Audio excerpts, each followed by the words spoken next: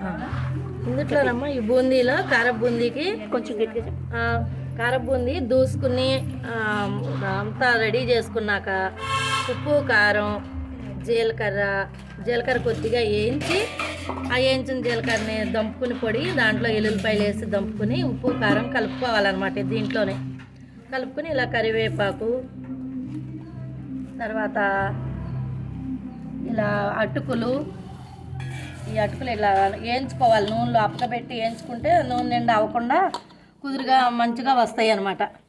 తర్వాత ఇవి కాంప్లెక్స్ వేసిన పప్పులు అమ్మాయి వేసిన పప్పులు కూడా చక్కగా వేయించుకున్న దోరగా ఈ పుట్నాల పప్పును కూడా చక్కగా వేయించుకుని మాడకుండా ఎవరంగా జాగ్రత్తగా వేయించుకోవాలి.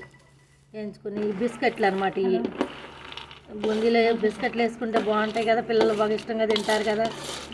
ఈ బిస్కెట్లు ఇలా అన్నీ వేసుకుని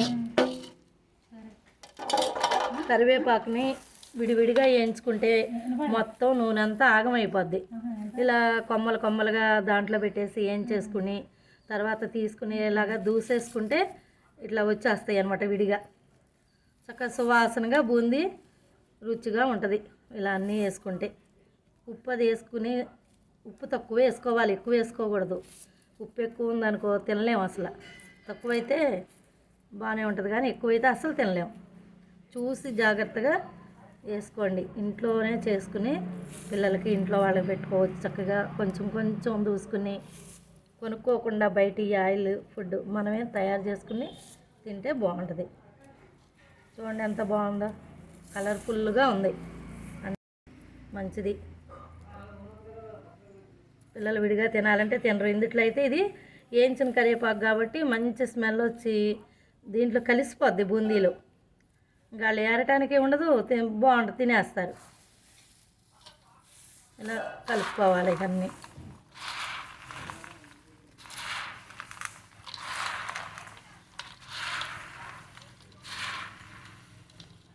అన్నీ వేసి కలుపుకుంటే చూడు ఎంత కలర్ఫుల్గా ఉందో.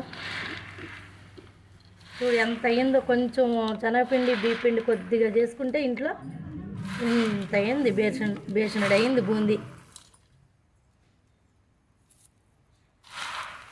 బోళ్ళని రోజులు తినొచ్చు చక్కగా. గాలాడకుండా ఒక డబ్బాలో వేసుకుంటే 2 రోజులన్నా వస్తుంది.